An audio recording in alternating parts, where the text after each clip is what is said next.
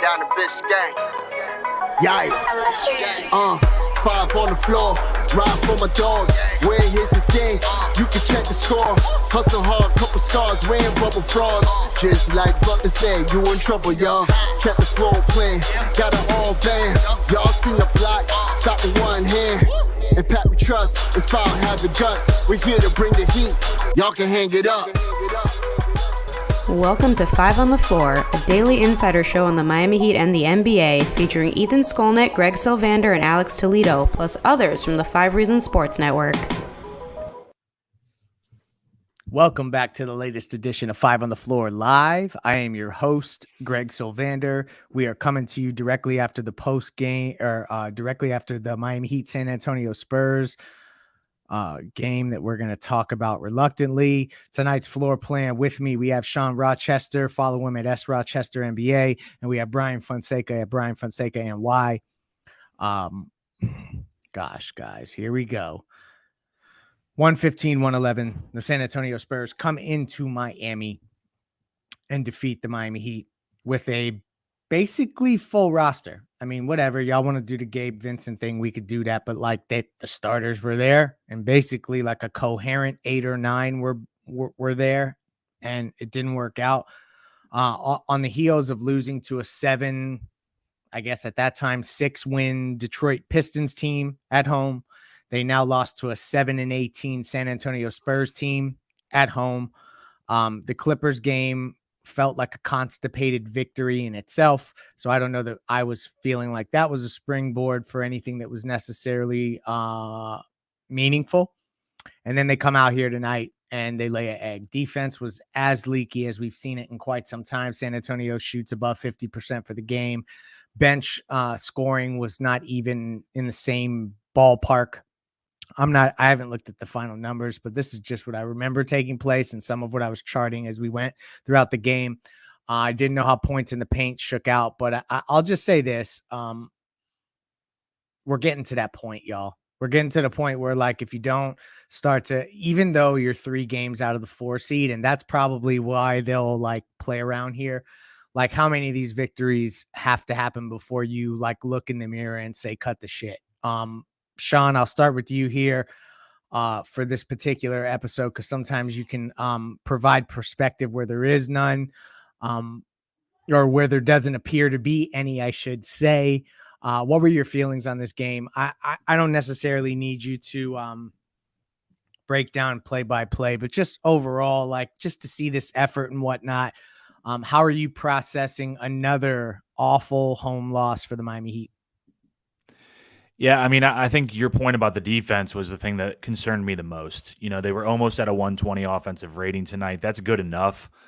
They were getting to the free throw line. They just could not keep them off the free throw line. And a lot of people will point towards that last fourth quarter kind of segment with a bunch of fouls that were very questionable. And I did not like the officiating in the fourth quarter, but that certainly is not at all what the reason why we lost was. Like, that you cannot blame officiating when you're constantly giving up those straight line drives into the basket. We couldn't defend consistently enough. And I thought when it got down to the end and when it kind of flattens out and it's more one-on-one without ball movement, I think it was both times Caleb contested Devin Vassell very, very well.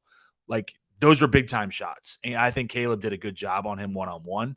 We just didn't do enough. We keep saying this in the post game. It's just not enough at this point.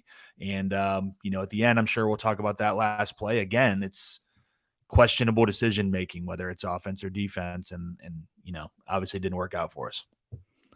So there's been so many things that have been headaches. And unlike others, I feel like here at 5 Reasons Sports Network and 5 on the Floor in particular, we were trying to take a more measured approach to making firm declarations on the basketball team, because there's many examples. So if we were to just use data to drive our decision making, we would see that the Miami Heat have turned seasons like this around before.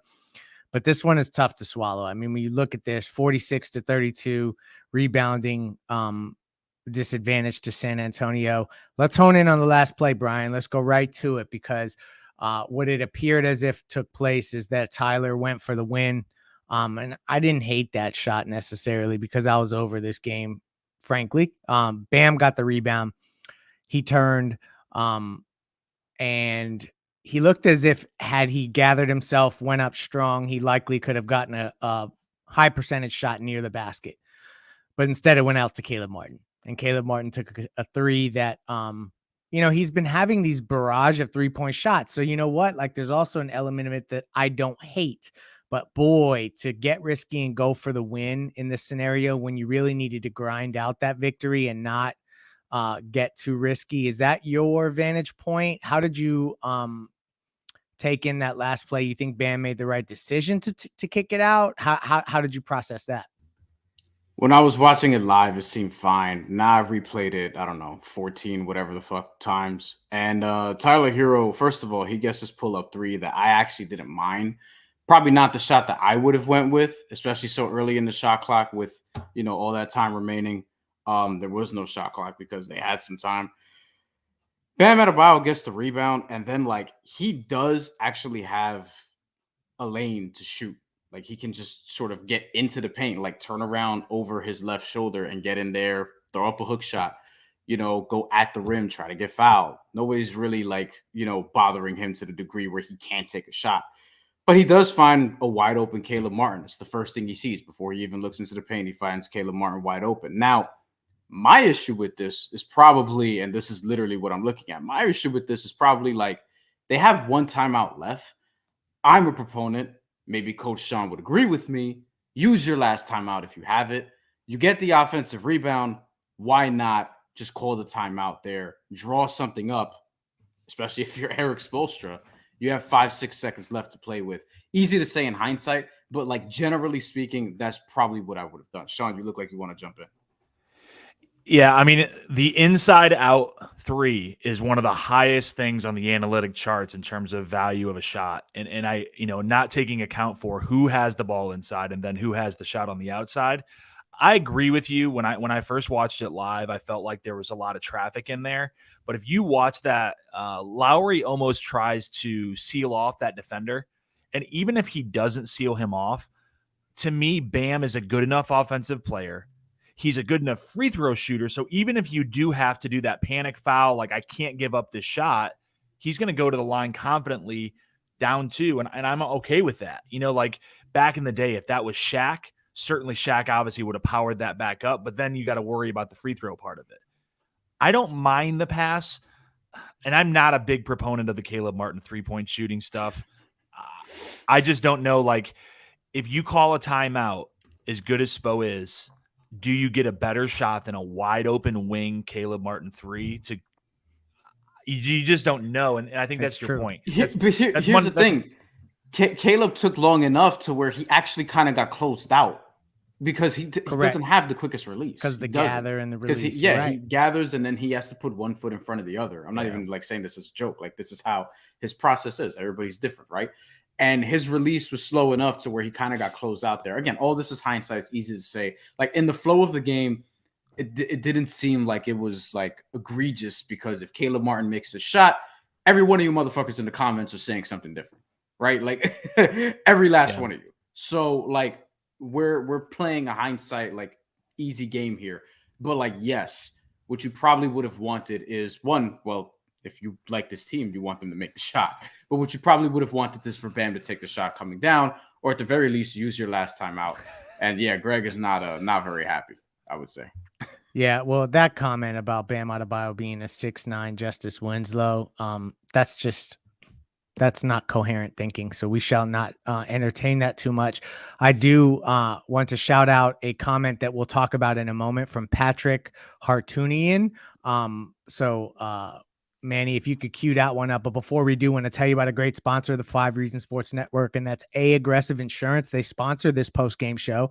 Lynette is a loyal listener. Aggressive Insurance is a broker agency that's been servicing South Florida for over 15 years. They offer auto, homeowner, condo, life insurance, retirement programs, free notary service to all clients. They represent leading insurance carriers all throughout South Florida. So if you have a bad driving record, no problem. No drivers refused. Free phone quotes. So you get an idea of what you're walking into. Call Lynette. You want to check out the website, insurancebylynette.com.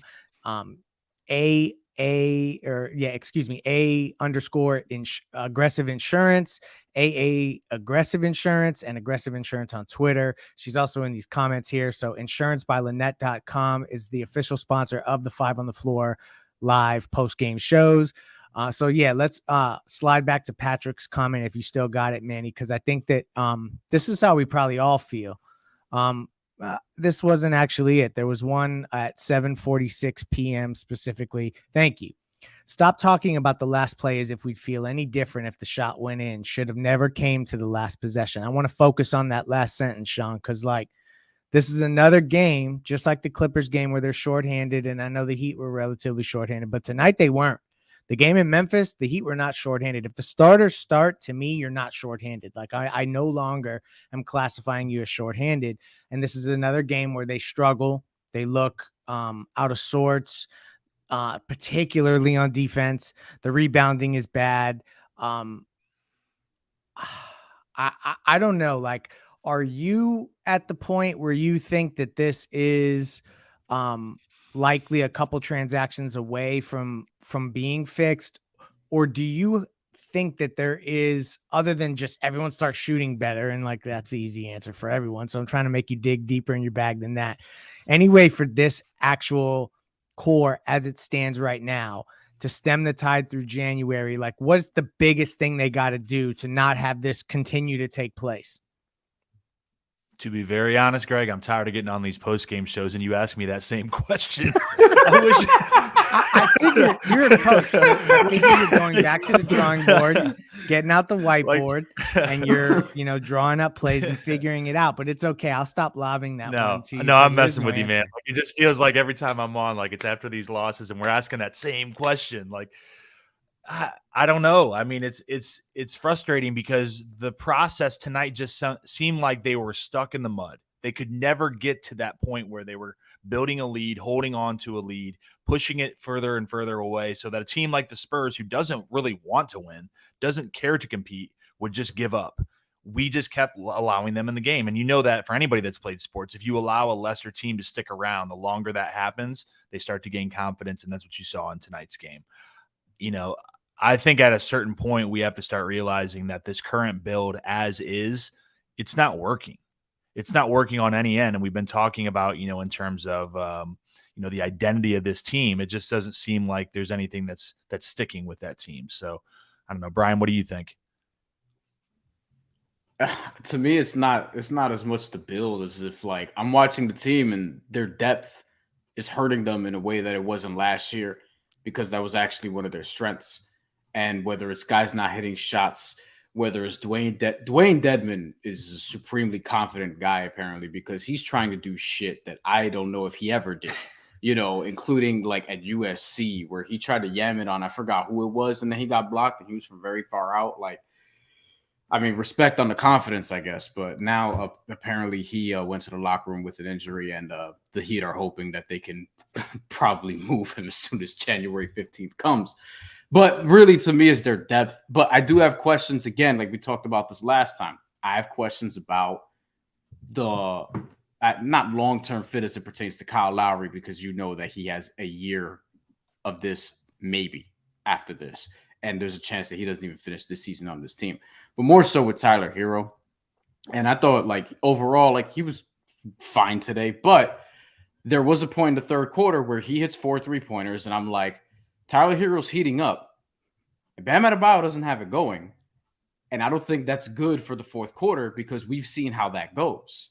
We just had an episode talking about Tyler Hero putting up numbers and it not resulting in the W's, whether that's his fault, whether that's, the team's fault, because it means there aren't a lot of other solutions and it has to be Tyler Hero. And Jimmy Butler had 30, which I felt like was a quiet 30. And I think that you're moving closer and closer to the point where it's going to be a retool around Jimmy and Bam, unless something miraculous happens. And maybe you keep a Jovic, maybe you keep a Max Strus, maybe. I mean, I don't know if he's going to get the extension the way he's been playing. That's getting But weird. yeah, so like, but that's Jimmy's guy also. You know what I mean? But I think that's sort of where this is trending, which, by the way, it's not really the worst case scenario long term, depending on what you do with that build beyond that, because obviously you're going to need to get somebody with some youth because Jimmy Butler's not getting any younger. And here's Brady, who's in the press room with Spo. He may have asked him some of this, but it says it was a pick and roll between Tyler and Jimmy. It wasn't the cleanest, but they thought that was what everyone felt most comfortable with. So that sheds a little bit of light into that last play.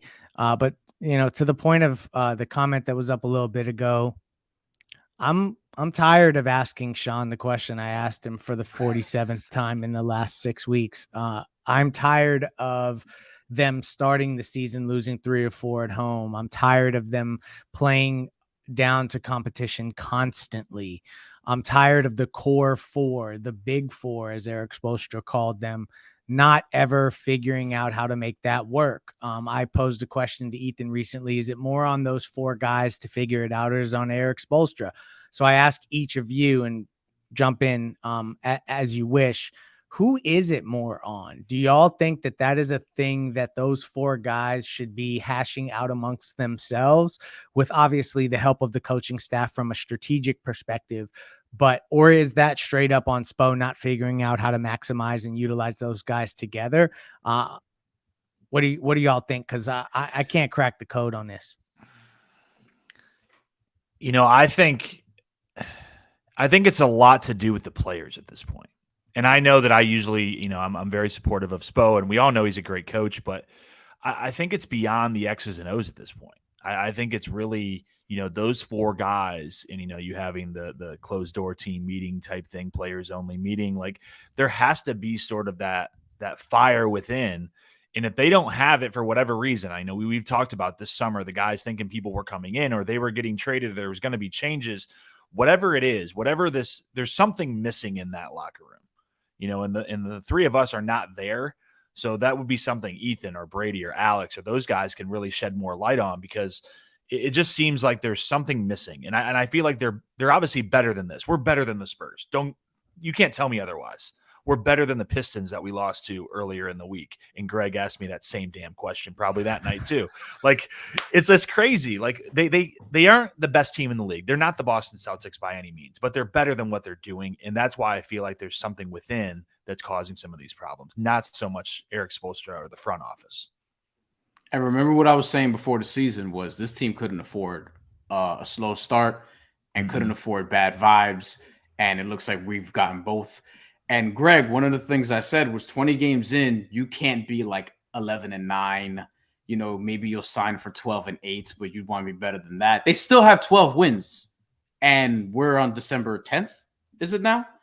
They're 12-15. They just lost to the Pistons at home and the Spurs at home. And again, to me, I think if the worst case scenario is, because they're just not going to pick a direction until January 15th, if even that soon, right? Which is creeping up. It's about 5 weeks from now. But for all intents and purposes, even if they just continue to ride this out, I think by then you have to know like what you're going to do by January 15th, because then that's when you can make certain moves or whatever the case may be. And I think one direction you can go is eventually just resting Jimmy Butler, just shutting him down for the season. You could do the same thing with Bam later on, and you could just move the pieces around them. You heal them up and retool again and try again next year. Because for whatever reason, it's not working this year. And I think instead of going balls to the wall this year and just wasting a season and potentially injuring guys long term, you have to at some point say, Jimmy, get a procedure done on this knee, because you can't, like, every couple weeks it's something. He has to miss a game, whatever, even less often than that. Bam, just fucking rest. And then you just retool the parts around them. And it's not really like a full-blown tank, but it's really recharging for next season more than anything else. That's what you're going to have to look towards if this doesn't turn around. And I don't have many indications that it's going to turn around swiftly enough. So that's kind of not customary for how the Heat would handle this. But there's been moments where they've like taken a hard look and said, do we need to blow this up? You know, they were literally like a phone conversation away from that 11-30 season becoming a sell everything off kind of situation. And then it went the other way. Sean, should Heat fans be worried that by virtue of this team being an Eastern Conference finalist, core still back, that by virtue of the fact that even amongst all this losing, there's still only 3 games in the loss column or so from the 4th or 5th seed? That's how they'll look at it. You're beating me to it then. Should we be worried that they're going to compromise an asset for a player that is a good fit? Like, let's just say straight up, like, I'm going to just throw this name out there. It is not sourced. It is just a name because we played him recently. Bojan Bogdanovic. Like, let's just say you get him for a pick and you play well, but you end up like in the play-in and then you get in the playoffs and you kind of lose anyway. Like that almost feels worse than what Brian was just talking about. But do you think Heat fans should be worried that that kind of is where this trends ultimately? Yeah, I mean, I think everybody would agree in the NBA, the worst place to be is in the middle. You either want to be really bad so you get that high asset, or you want to be really good. And sometimes you don't have that choice. I mean, this right now, we keep talking about tanking as a choice. Sometimes you just can't win games and you continue to get flushed down the toilet. I mean, that's where we're at this point. You know, we're not trying to lose these games. We just continually make bad decisions on the floor, and this is where we're ending up with. You know, I just don't feel like there is that one minor piece. You know, the big names out there, you talk about the Miles Turners and even Russell Westbrooks and Buddy Hields and those bigger names that come available. I just don't think those are extremely realistic. So the smaller stuff around the edge, I mean, if that's not going to do enough, I think I agree with Greg. Like, you're just you're enhancing your mediocrity. That's I don't know if that's the right term, but that's not a good thing. Yeah. That's not what I want to see. Yeah, I don't think what name out there is going to dramatically change this season, because we I'll throw came some in. at you. Would DeMar DeRozan be worth going and getting? Small ball 4 kind of stuff. They kind of do things differently. I know not everyone loves that, but he's played well in that role in Chicago and in stretches. Would he move the needle to you guys to give up a pick? Well, two things with that. One, I have to see like what they would actually be trading, but two, and we talked about this last year when it was rumored, Jimmy Butler, DeMar DeRozan, and Bam Adebayo just running into each other is probably not something that like would work out offensively and aesthetically, and also just like practically. Like, everyone's going to need space, and a couple of guys are going to need the ball to do things in the mid-range. I'm not sure. Yeah, I agree that fit is weird, and you know the pieces on that team, Caruso, DeRozan, Levine, Vooch, if they decide to blow it up, I don't know. I mean, Vooch is expiring, I believe, but that's just a weird fit. I think because of his defense, lack of defense, not fitting here. But he obviously can shoot the ball. You know, Levine is owed like $250 million over the next 4 years. Mickey, you're going to have a huge rebound in Carnival stock to make that work. So, I mean, I just don't see. I love Alex Caruso, but I mean, like, what's he changing on this team? Yeah, right. That's point the of thing. attack defense would be better, but you're so right. Like, I think a lot of Heat fans felt like we were going to arrive at a place this season where an Alex Caruso level player would have actually changed the complexion of this team had you made a move at the 4 spot specifically. Like, I think when we conceptualized how the season was going to go, the Heat were going to be afloat, but, have their moments where you saw the flaws, and then eventually they'd plug that hole, and that would be enough to keep them in contending status. Brian, more names? That's the point. I said DeMar DeRozan. I know it's not a perfect fit. What names do you have that you actually would be comfortable throwing? I mean, just give me one name if you got it that you would be comfortable sacrificing this pick, knowing it's lottery protected. And what if you had to remove protections? Like, I just feel like it's a risky kind of little scenario there. But what names intrigue you? Scoot Henderson. No, I'm kidding. No, but for real, like, I don't think there's it can't be just a Bojan Bogdanovic type of player at this point, because I don't know what he's actually changing. It needs to be you actually can somehow make the Kevin Durant thing work, and that's not going to happen because to trade Tyler Hero at this point is, according to the cap, just going to be very difficult, at least for the first year of his contract, right? Or the last year of this until he gets into that contract. Other than that, like, I don't see what like Miles Turner's not going to change a ton. I think he'll help. There's areas where clearly he's going to help because I've been saying having Bam on the perimeter all the time, which I feel like is not the case often this year as much, but having him on the perimeter all the time hurts your rebounding, as we saw with Caleb Martin and Jimmy Butler. Caleb Martin in particular, not really rebounding, and he doesn't rebound like a 4, right? So, but I don't think there's a single person you're going to get that's obtainable that is going to all of a sudden do this. Like, it has to be a couple of players. It has to be a couple of players that are going to remain healthy. Like, I don't know if it's the Buddy Hield Miles Turner package, but then you have to consider, wait, so who's going to leave in that deal? Is it going to be Kyle Lowry? How does that make sense for Indiana? Does it? I don't think so, because they have Tyrese Halliburton. That's stupid. So it's like, whatever scenario you're sort of painting here, I don't think there's a single name that's going to make a ton of sense. No, I know. And that's the point of that.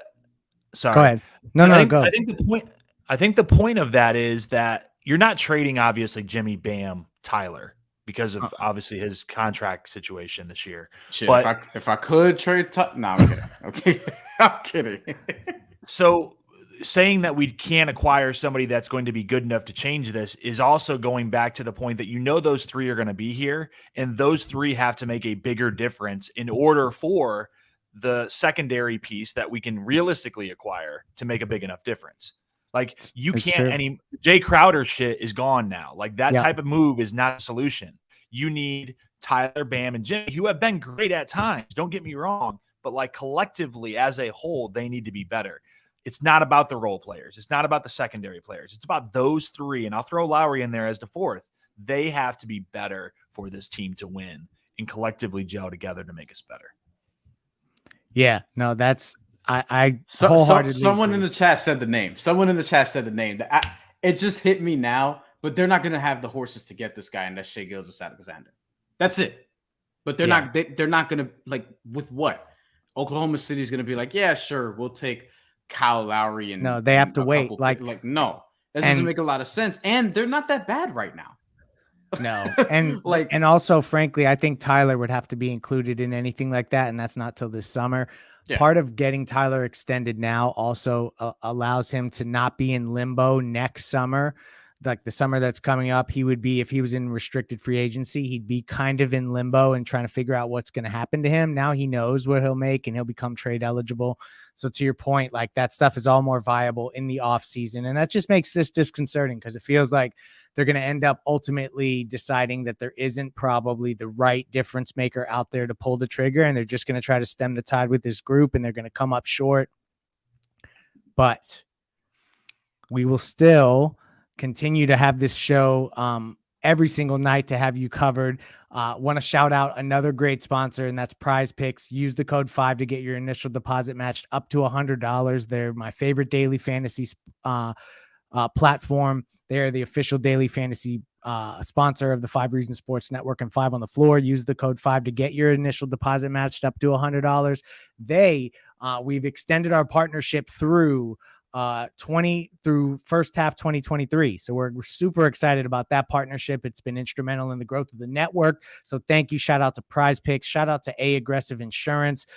Final thoughts from either of you as we get to the 30-minute mark and we go about our Saturday evenings.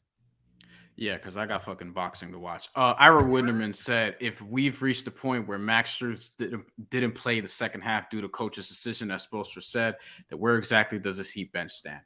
That's a concern for me because that is really indicative of all the shit we've been talking about for the whole season, but especially this week. He didn't play in the second half. I didn't even notice that until I didn't know. Sean, your boy, looking and at Duncan. Wait, Duncan got 8 minutes. That was all in the first half too, though, wasn't it? No, that was in the third quarter. Yeah. Oh gosh. Okay. He. Strus played 16. I thought at a bare minimum you would trade Duncan Robinson this offseason, and that didn't happen. You're right. And now you got the Strus and Gabe decisions. You're needing to avoid the tax. I mean, I guess the one thing is that they're not playing so great. So who knows what their offers will look like. Shout out to Caleb Martin, because more and more, I just want to say that despite whatever struggles you may have, and I know you missed the last shot, Caleb Martin has proved to be a really valuable player that the Heat retained, and I think ultimately will be a great wing to, like on a championship team. He's your best wing off the bench kind of scenario. So Yep. I hope that we get there one day. So shout out to Caleb Martin, shout out to Jimmy Butler. Tyler had his moments tonight. I know people want Bam to be more aggressive, but he's been really aggressive lately. I think just this was a weird game. Sean, final thoughts. Yeah, I know we're running out of time tonight, but I think there has to be a discussion about Jimmy not touching the ball in that last possession. 30 points, all the times that he's led us to victories. Great time. I mean, I have nothing wrong with Tyler in that situation. I think that was a good shot. I know we faulted, Bam for that. He was involved in the pick and roll according to Spo, but I don't know. I think Jimmy's got to have the ball in his hands, at least to make the decision whether or not he takes that shot. Especially getting to the line.